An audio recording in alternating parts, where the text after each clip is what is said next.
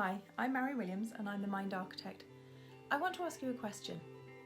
Is a 5-year-old running your life?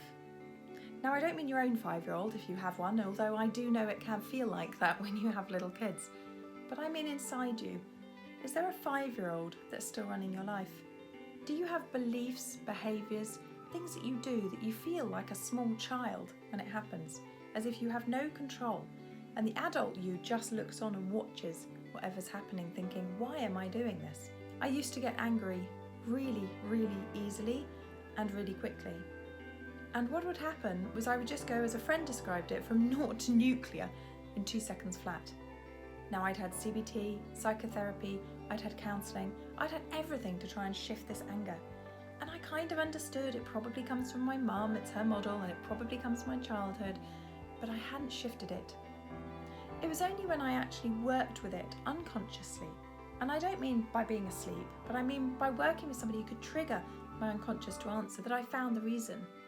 And the reason was I was being run by a 3-year-old, not even a 5-year-old. My 3-year-old self was very unhappy. She was in a very difficult childhood which she didn't understand. She was 3 years old and she just got angry like 3-year-olds do. But there was no parent there to help her calm and to make her feel safe. So she just bottled all of that anger up inside. Whenever there was a tiny crack in her life, something she could legitimately be cross about, she'd fire up like a geyser of anger which would spray over everybody in the vicinity. It was something about myself I hated. But the problem is, a lot of people refuse to look back at their childhoods. They don't want to do it. They think it's going to be difficult and painful. And it can be challenging, I won't lie. But do you know what? It can absolutely change your life. If you have a belief, a behaviour that is tripping you up day to day, it's because you're living in your past. Every day we live our past life. We live who we are. Whatever childhood we've had, whatever experiences we've had growing up, they are the sum of us. We are the sum of our experiences.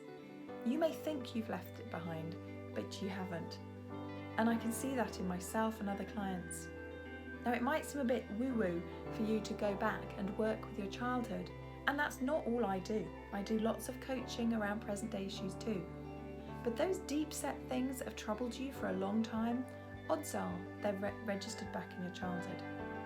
So go and sort them out, get them cleared, because you can be a very different person. It's incredibly rare for me to lose my temper now, and I've never lost it to that same extent since I did that therapeutic work, and that was 4.5 years ago. I still get cross, but I can express myself verbally, and it takes a lot to push me to raise my voice. Now, I'm asking you, look at your life, and if there are bits for you that are holding you back, please come and talk to me, and let's just shift them for you so that you can really reach your potential.